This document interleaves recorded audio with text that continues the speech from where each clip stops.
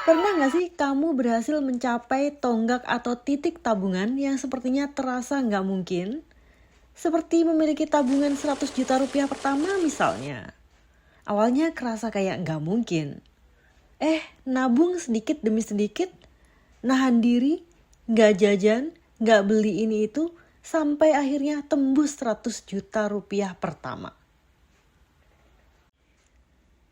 Tapi kadang ada yang aneh, beberapa udah capek-capek nabung, kok habisnya cepet juga ya? Padahal ngumpulinnya juga udah capek. Habisnya malah kayaknya lebih cepet dibandingin pas ngumpulinnya. Misalnya nih, tiba-tiba ada aja, ya, kayak misalkan ada biaya servis mobil tiba-tiba. Beli furniture, ada kebutuhan mendadak. Dan tanpa sadar, tabungannya habis.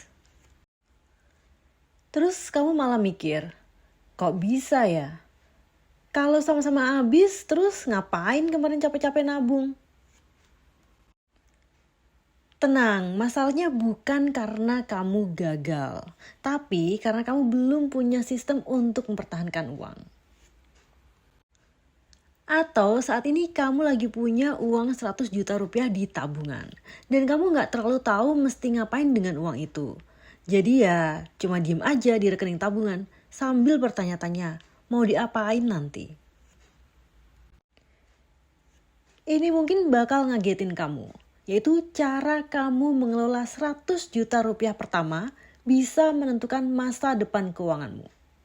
Kamu bisa mulai membangun kekayaan atau justru terjebak dalam siklus kehabisan uang. Dan yang lebih parah lagi, kebanyakan orang salah keputusan di momen ini. Dan banyak orang fokus nyari uang tapi lupa belajar menjaga uang. 100 juta rupiah pertama pada dasarnya bukan akhir. Itu adalah awal dari level berikutnya. Di titik ini, kamu nggak bisa asal simpen uang. Kamu harus mulai ngatur cash flow, punya emergency fund, dan menentukan arah uang kamu. Nah, di channel ini kita bakal bahas cara supaya uang kamu nggak cuma numpang lewat, tapi benar-benar berkembang. Kalau kamu bekerja keras buat ngumpulin uang 100 juta rupiah pertama, kamu pasti pengen uang tersebut benar-benar menjadi awal membangun kekayaan. Bukan sekedar kemenangan sesaat, yang akhirnya habis tanpa hasil. Jadi, pastikan kamu subscribe dan tekan tombol like kalau konten seperti ini bermanfaat buat kamu. Nah, masalahnya banyak orang yang justru melakukan kesalahan saat akhirnya berhasil ngumpulin 100 juta rupiah pertama. Mereka memperlakukannya seperti baru aja menang lotre. Karena mungkin mereka sudah bekerja sangat keras, berkorban, dan sering bilang tidak pada banyak hal. Bahkan pada hal-hal yang sebenarnya mereka sukai. Dan akhirnya ketika mereka berhasil mencapai 100 juta rupiah pertama, di titik itu otak mulai berkata, ini kayaknya gue pantas ngerayain nih. Akhirnya mereka mulai treat themselves kayak beli-beli yang sudah lama mereka inginkan. Dan tanpa sadar, uang 100 juta rupiah tersebut mulai habis. Misalnya buat beli mobil yang lebih bagus, upgrade rumah, liburan, dan berbagai pembelian random yang terasa kayaknya wajar ya. Sampai akhirnya uangnya habis dan mereka kembali ke titik awal. Jadi, setelah beberapa bulan kemudian, mereka kembali nggak punya uang buat ditabung. Dan di titik itu, muncul pikiran, kayaknya membangun kekayaan itu nggak mungkin deh buat gue. Padahal sebenarnya, bukan nggak mungkin, tapi cara mengelolanya yang salah. The brutal truth is, 100 juta rupiah itu besar, tapi sekaligus kecil di waktu yang sama. Besar, karena bagi sebagian besar masyarakat Indonesia, jumlah ini butuh waktu lama buat ngumpulin.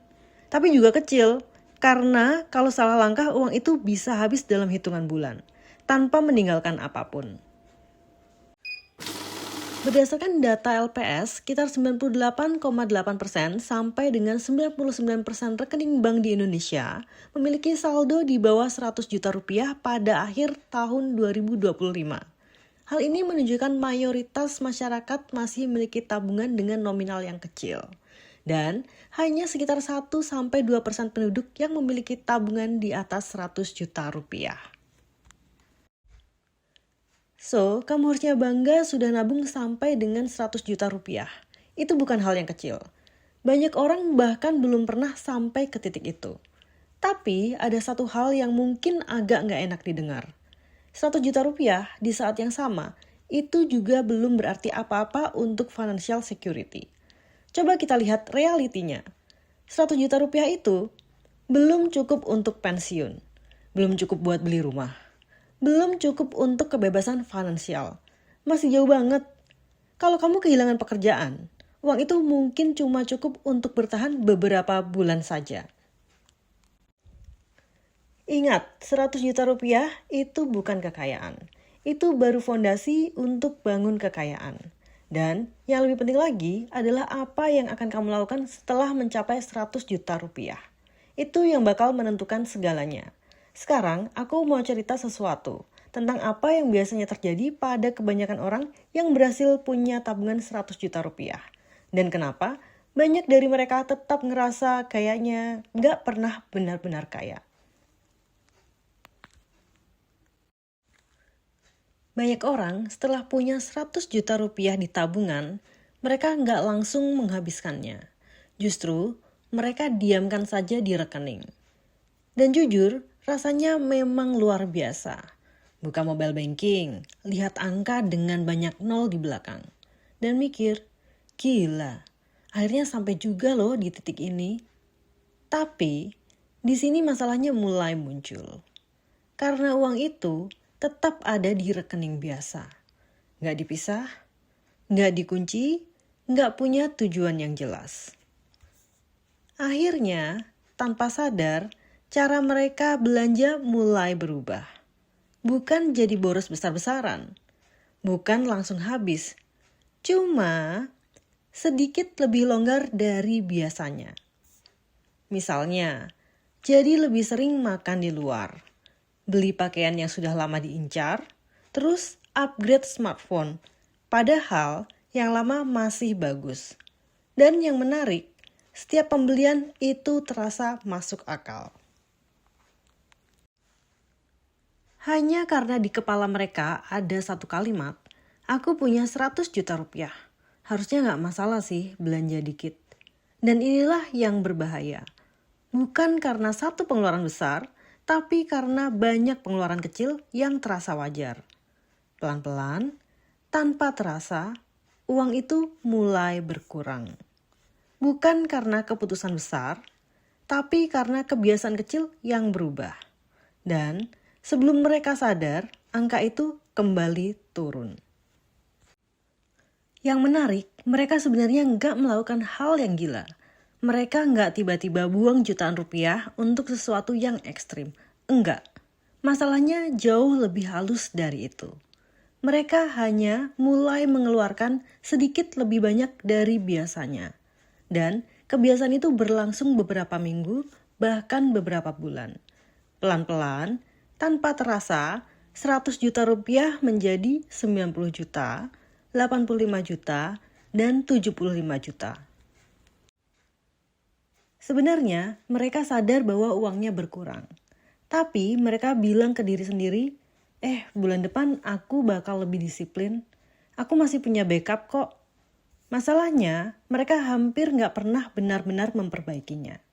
Kenapa? Karena mereka sudah terbiasa dengan level pengeluaran yang lebih tinggi. Dan turun kembali rasanya jadi sulit. Lalu sesuatu terjadi.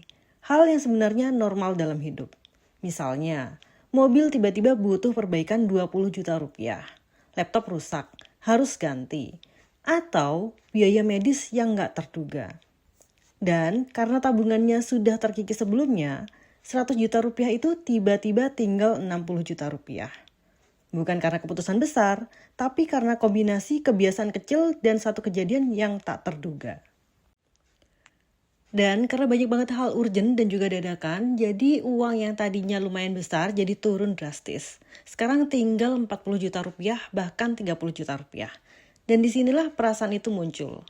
mereka merasa hancur dan juga demotivasi. Karena semua hasil kerja keras mereka berbulan-bulan, bahkan bertahun-tahun nabung, rasanya seperti sia-sia. Butuh waktu yang cukup lama untuk mencapai 100 juta rupiah. Tapi hanya butuh beberapa bulan saja ditambah sedikit careless spending dan juga satu emergency akan menghancurkan semuanya. Nah, kalau misalkan dilihat lagi, sebenarnya ini adalah siklus yang membuat banyak orang terjebak selamanya. Mereka berhasil nabung, menyimpan uang di tempat yang mudah diakses, lalu perlahan menghabiskannya. Melalui kombinasi lifestyle creep dan kejadian tak terduga. Masalahnya, mereka bukan tidak bisa menabung. Masalahnya adalah mereka tidak pernah keluar dari pola ini. Selama pola ini terus berulang, mereka akan selalu kembali ke titik awal, berapapun uang yang mereka kumpulkan. Tapi, inilah yang dilakukan oleh orang-orang yang benar-benar berhasil membangun kekayaan. Ketika mereka mencapai 100 juta rupiah pertama, mereka melakukan sesuatu yang berbeda. Dan ini mungkin akan terdengar sederhana. Tapi percayalah, inilah yang membedakan tetap stuck secara finansial atau benar-benar mulai membangun financial security. Ketika kamu sudah mencapai 100 juta rupiah pertama, kamu harus segera memecah uang itu. Bukan minggu depan, bukan nanti kalau sudah sempat, tapi sekarang. Karena kalau 100 juta rupiah itu tetap berada di satu rekening yang mudah diakses, kamu akan pelan-pelan menggunakannya. Bukan karena kamu ceroboh, tapi karena itu natural. Hal itu karena otakmu melihat uang tersedia. Dan tanpa sadar, ia akan selalu menemukan alasan untuk menghabiskannya. Tapi, ketika kamu mulai membagi uang itu ke beberapa akun yang berbeda, dan dengan tujuan yang jelas, sesuatu berubah. Tiba-tiba, uang itu terasa lebih sulit untuk disentuh. Misalnya, sebagian untuk emergency fund dan sebagian untuk investasi jangka panjang. Begitu sudah dipisah, itu bukan lagi uang bebas. Kamu tidak lagi hanya punya uang, tapi kamu juga punya sistem. Jadi, perbedaan antara orang yang terus mengulang siklus dan orang yang mulai membangun kekayaan bukan di jumlah uangnya, tapi di cara mereka mengelolanya. Oke, jadi ini yang harus kamu lakukan ketika kamu mencapai 100 juta rupiah pertama.